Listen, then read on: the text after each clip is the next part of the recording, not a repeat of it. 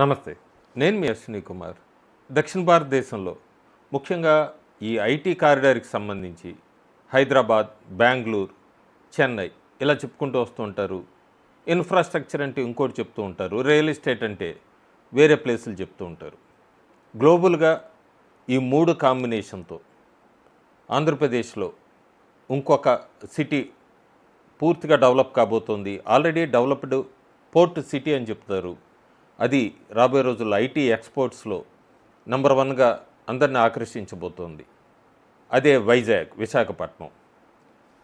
అందరికీ భారతదేశంలో ఈ మిడిల్ క్లాస్ లేకపోతే ఇండియన్ 2 టైర్ సిటీస్‌లో ఈ వైజాగ్ రాబోయే రోజుల్లో ఎట్లా డెవలప్ కాబోతుంది, ఏ కంపెనీస్ వస్తున్నాయి, వైజాగ్ రూపురేఖలను మార్చడానికి ఎన్డీఏ ప్రభుత్వం ఆంధ్రప్రదేశ్లో కంపెనీస్ని ఎట్లా తీసుకొని వచ్చింది, ఎట్లా ఇన్వెస్ట్ చేశారు, ఎప్పుడు స్టార్ట్ అవబోతున్నాయి.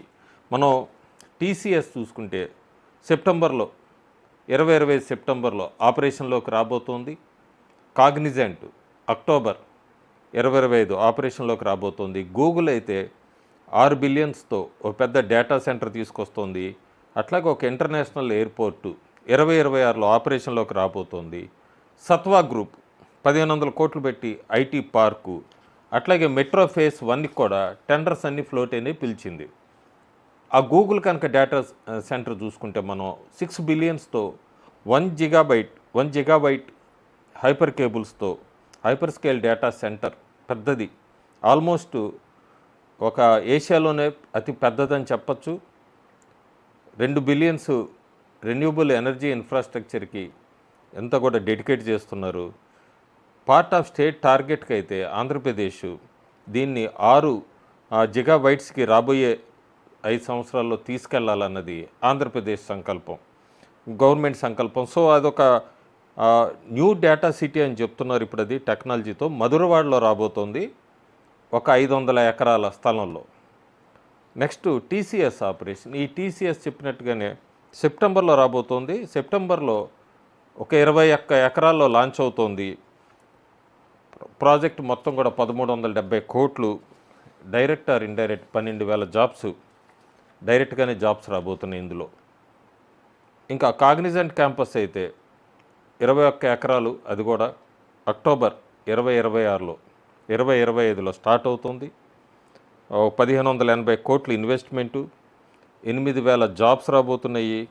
సో ఇదంతా కూడా లోకల్ ఐటీ సిస్టమ్కు పెద్ద బూస్ట్ అని కూడా చెప్పచ్చు. ఇంక సత్వా గ్రూపు, ఈ సత్వా గ్రూపు ఏఎన్సిఆర్ దీంతో క్యాంపస్లో రాబోతోంది. సత్వా గ్రూప్ 1,500 కోట్లు పెట్టుబడి పెట్టింది.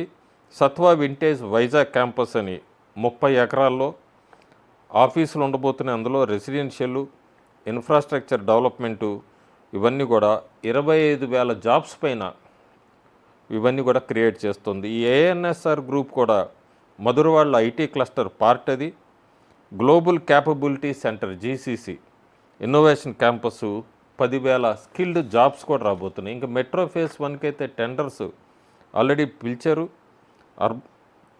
న్యూ ఇంటర్నేషనల్ ఎయిర్పోర్ట్ అందరికీ తెలిసిందే. అప్కమింగ్ భోగాపురంలో ఇంటర్నేషనల్ ఎయిర్పోర్ట్ అది 2026 నుంచి ఆపరేషన్లోకి రాబోతోంది. సో వైజాగ్ అయితే రాబోయే రోజుల్లో రూపురేఖలు మారిపోతున్నాయి.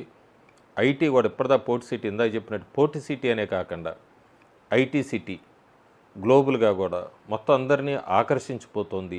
ఈ ప్రాజెక్ట్స్ అన్నీ కూడా 2025లోనే ఈ టీసీఎస్ కానీ ఈ వీటి ఐటీ కంపెనీస్ అన్నీ కూడా మనకి గ్రౌండ్ లెవెల్లో రియాలిటీలో కనబడుతుంది. సో ఐటీ సెక్టర్ అనేది కూడా సౌత్ ఇండియాలో ఎక్స్పాండ్ అవుతుంది అన్ని సిటీస్కి. అట్లాగే ఆంధ్రప్రదేశ్లో కూడా వైజాగ్లో ఒక సెక్షను, అమరావతి, అట్లాగే రాయలసీమలో డిఫరెంట్, చిత్తూరులో డిఆర్డిఓ, ఇట్లా అనంతపురంలో ఒక ప్రాజెక్ట్స్, ఆంధ్రప్రదేశ్లో కూడా డెవలప్మెంట్ మొత్తం కూడా డీసెంట్రలైజ్ అవుతుంది. ఇది మంచి స్టెప్ అని చెప్పచ్చు. ఆంధ్రప్రదేశ్ రాబోయే రోజుల్లో ఇన్వెస్టర్స్ని ఆకర్షిస్తుంది అంటలో ఎటువంటి సందేహం లేదు.